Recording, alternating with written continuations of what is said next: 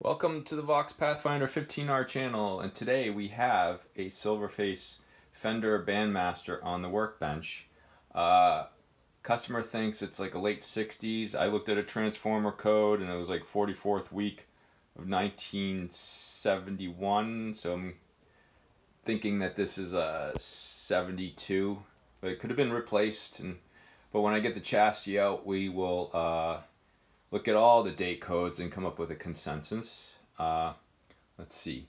I have it plugged into my dim bulb light emitter, whatever circuit, you know. It's got a 300 watt incandescent light bulb, so it won't burn out bright with these high wattage consuming tube amps.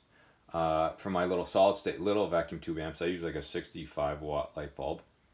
Okay, I got a speaker, a 4 ohm 15-inch Magnavox speaker from 1960, and I have alligator clip so we can see the waveform. So let's just turn this on. And oh yeah, the customer complaint is that it's noisy. And let's see. I'm going to just turn on the power. Let it warm up a little bit. But yeah, since it is the Vox Pathfinder 15R channel, there's a Vox Pathfinder 15R with a lovely blues driver modded by Pete's Pedals. You can see it right there. And I got a Vox Pathfinder 15 right there. No R, but they still sound great. Alright, let's look at the light bulb. I'm going to take it out of standby.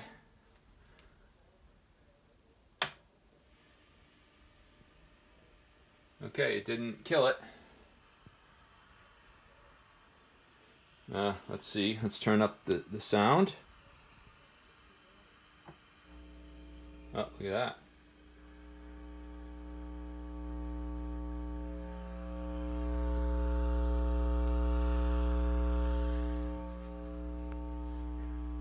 Alright.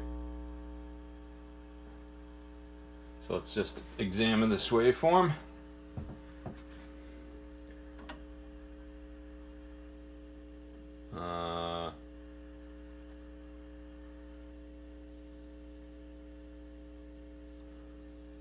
Let's see.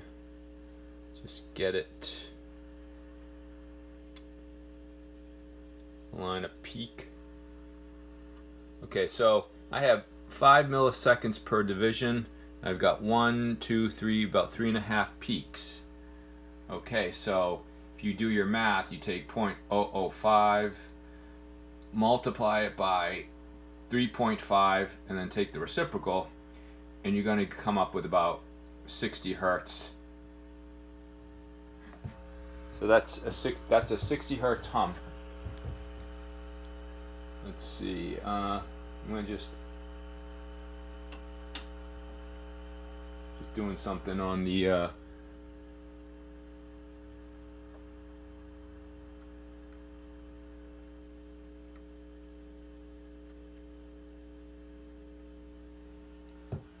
let's see. So I'm going to turn up the volume so you can really hear that.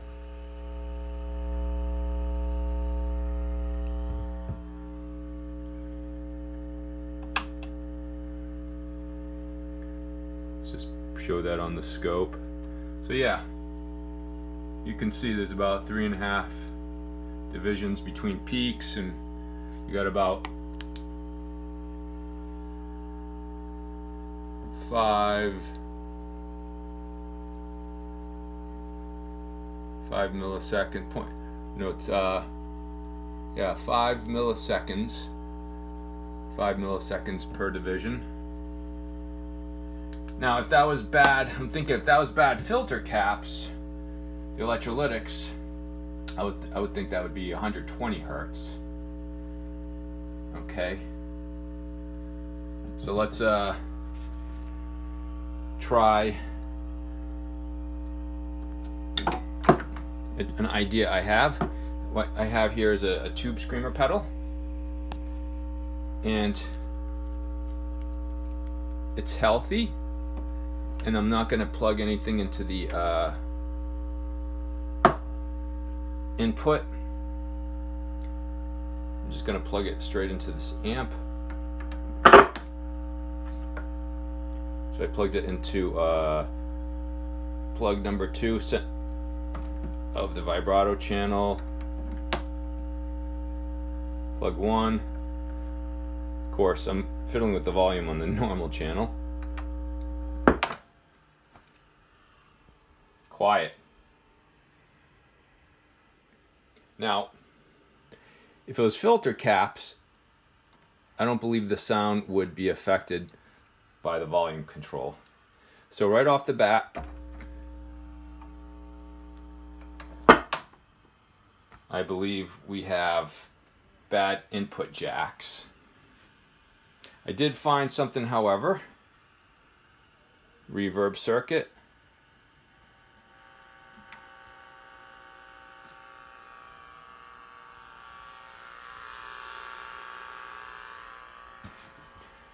Now I'm not seeing anything recognizable so much on the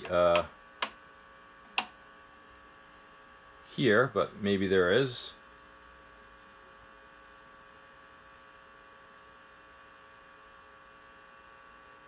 A lot of noise, just maybe background, just hiss.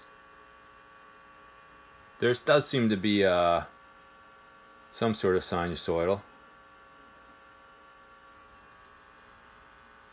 Just, I can't get it to be stable though.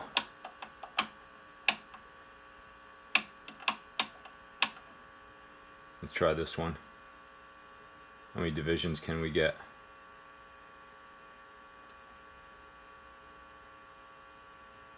Maybe it's about 3.5, so maybe there's like a slight 60 hertz right there. But I can't. Yeah, I can see about 3.5, but for a short second. But it's so small. Maybe it's just like a noisy tube. But we'll deal with that next.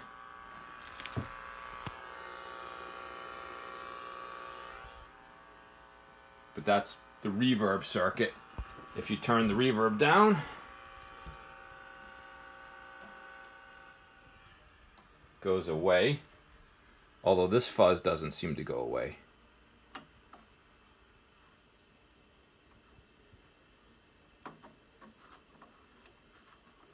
Oh well.